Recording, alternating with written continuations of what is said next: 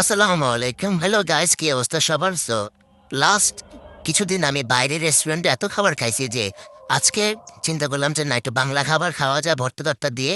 তো যেটা চিন্তা করছি ওটা বাস্তবায়ন করার জন্য চলে গেলাম এটা মজার একটা রেস্টুরেন্টে, যেখানে অনেক রকমের ভর্তা পাওয়া যায় অ্যান্ড এগুলো সবগুলা কোনটা রেখে কোনটা মার্ক করবো সেটা চিন্তা করতে পারতেছি না। আচ্ছা যাই হোক, পরে চাপাশুটকে দিয়ে যখন মুখের মধ্যে প্রথম ন্যাড়োটা নিলাম তখনই মনে হচ্ছে যে শান্তি, আমার এখনো জিভ থেকে পানি চলে আসছে। যাই হোক, এটা দিয়ে যখন বাইকটা দিয়ে আপনি মরিচ দিয়ে লেবু দিয়ে এবং কি শসা দিয়ে মুখের মতো দিবেন বাইরে বাইরে, তখনই মনে হবে যে না, এই দেখুন কি সুন্দর কালার আসছে। আর কালার যেরকম দেখতে সুন্দর, খাইতে সেই রকম মজা।